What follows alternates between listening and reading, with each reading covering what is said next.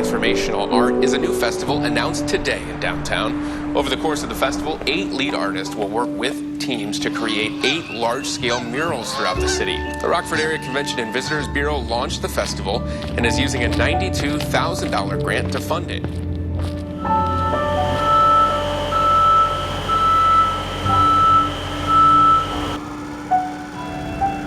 Rockford, Illinois. For this robust city in the midst of a revitalization, a little splash of color is a welcome sight. But first, it needs to be primed for its final touches.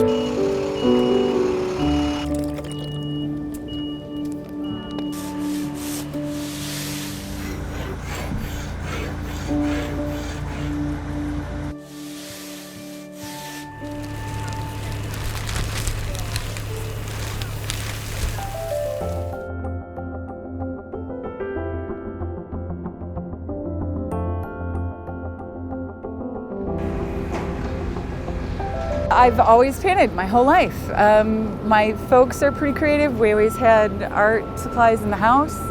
My mom tells this story all the time that when I was really little, I wouldn't stop drawing on the walls, and my dad was a butcher, and he brought home a roll of butcher paper and put it on the walls at my height, and they just let me go. I've been painting over 20 years. My mom used to work in accounting, and so she would bring home paper from work. And it would be like stacks of like 200 pieces of paper, and my goal was to fill them up. I've always known that I wanted to be an artist, but I did not always know that I wanted to be a muralist. There's something about making a giant painting, right?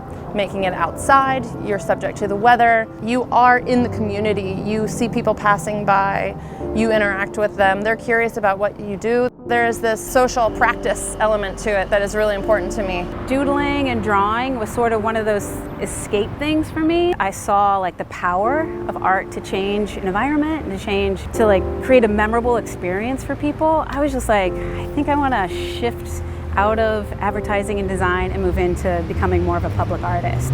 Passion, creativity, experience. 3 hallmarks that will accompany these artists for the enormous task ahead. This is a massive project. We are under the Jefferson Street Bridge. There's 42 columns. Each one is about 250 square feet of painting. Some of them rise to up to 24 feet. They essentially hold up the bridge.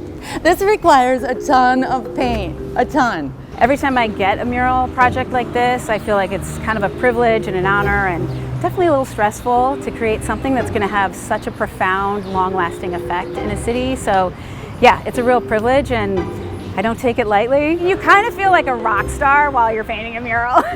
It was a kind of a slow start yesterday, just orienting ourselves to this monster of a wall. I love it. All of the windows and the stairway and all these features in here, figuring out how to paint around it and incorporate it into the design, actually. Starting a project of this size and scale is a feat in itself, and for some, other unique challenges await. I've been joking with people today because I'm a colorblind artist, so midday today I asked the Facebook community what color an Oriole was.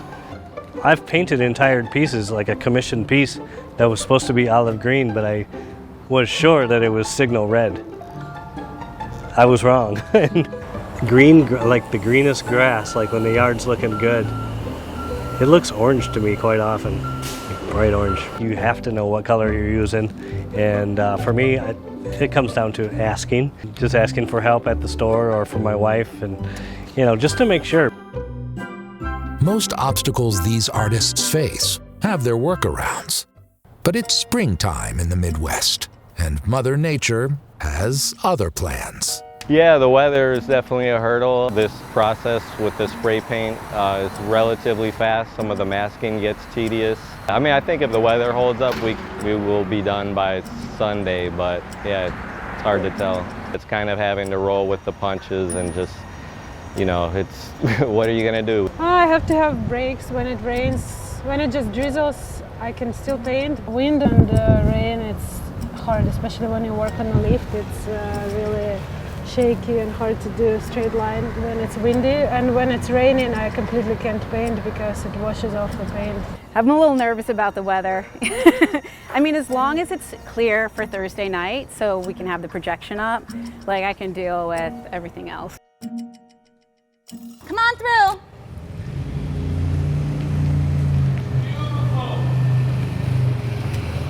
The goal is to get all these colors up. Tomorrow we're going to have additional help. I've been riding the truck up and down trying to shape up all of the, different shapes. Joe Scandroli. I do it for my wife, but I do it for my girlfriend. I love you, thank you. Water. That's sweet. Everything's going great. The weather is beautiful today, and we're making a lot of progress. I learned how to use the lift truck. I'm kind of maneuvering in and out a lot better today than yesterday. So that's good. It's still a massive project. Time is of the essence, and the quickest way to the finish line is taking it day by day, one color at a time.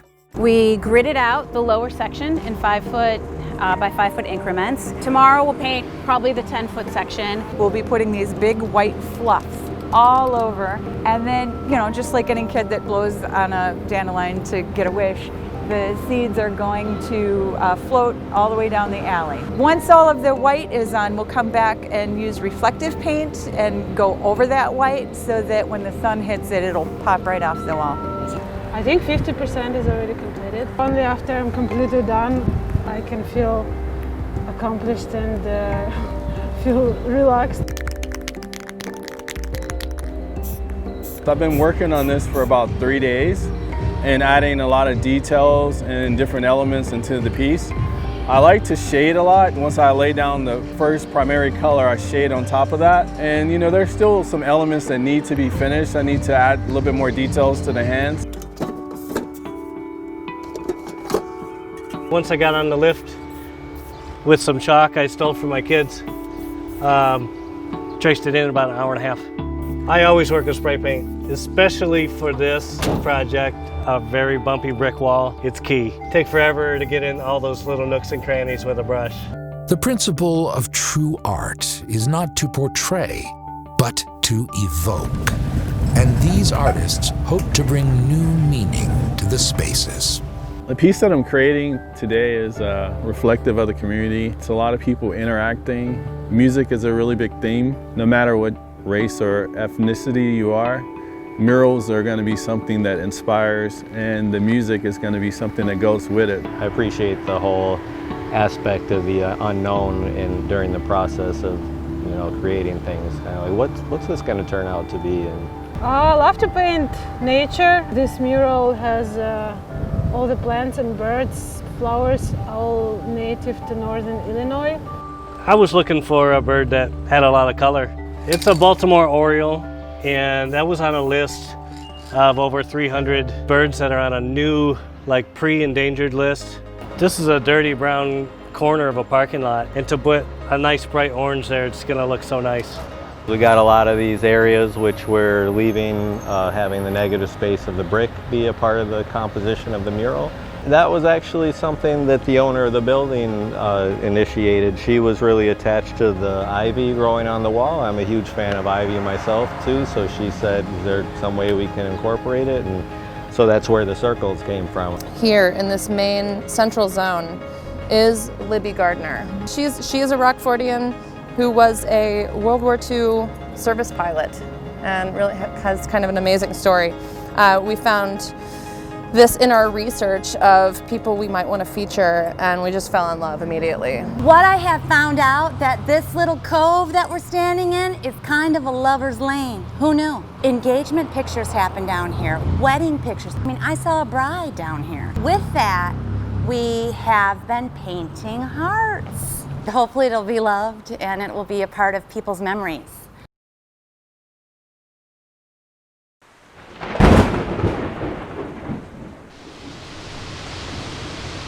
A severe thunderstorm warning is in effect until 12:15. So far this morning, a very active scene across much of the state line. The clouds came rushing in. We were up on the lift, we were gridding the rest out, trying to get all the paintings finished.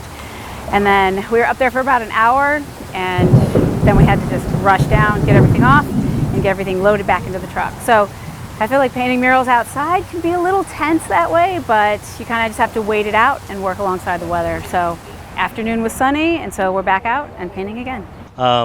As you can see, my Oriole has no head, and that's where the weather comes into play a little bit. A couple nights ago, I had chalked it in with my kids' sidewalk chalk, and in the rain today, it washed my outline away. And so this is why my bird has no head right now. I have to wait till nighttime to reproject, draw it in, and then tomorrow morning, first thing, put a head on that Oriole. The rain was a little bewildering yesterday. However, when it does rain, up at the top of the building, we have fashioned a couple of sheets of plastic over the face area, which is the most detailed and most time-consuming probably from here to the finish point, so that if it does rain, we can at least tuck ourselves underneath there and work. We noticed that on these pillars, condensation was forming on them. I think it's because of the bridge and the concrete and the river and the rain blowing in. So they were really wet. So everything that we had painted dripped. So it set us back a whole day's worth of work because everything on Saturday that wasn't completely dry ran. It's not the end of the world though, because we need to do second coats anyways. Yeah, and as Bob Ross says, happy little accidents. So we're gonna count down from 5, everybody help me. 5, 4, 3, 2, 1. Doing a mural festival and having like tons of people come in and paint murals, like it's so interesting right now at this era of time that cities are realizing how important it is to renew their exterior environments. And it's been like such a forgotten thing for so long. And now there's just this amazing emphasis on changing the landscape and creating spaces where people can gather. If I'm driving through a town that I've never been to, I'm like, oh, this has a little progressiveness going on. You know, some fresh murals, and give it a fresh coat, and I think it helps immeasurably. People are super grateful. They all say how much it changes the environment and how much it makes the atmosphere happier and more positive. People are definitely reaffirming the idea that, hey, people are really doing things with Rockford. A lady came up yesterday, she was honestly like near tears of joy kind of style, just like, this is so beautiful, I just wanted to stop and thank you. And she went and ran off and got us coffees and came back. It was super cool. Just like, that's really cool to feel like we're doing something, you know? All of these pieces in the city coming together, they're going to be a part of people's story. The fact that cities are embracing that and people are wanting to experience art. It's not stuffed in a museum, it's out for everybody to enjoy. Young, old, rich, poor, everybody can enjoy the art. So that makes me feel really excited.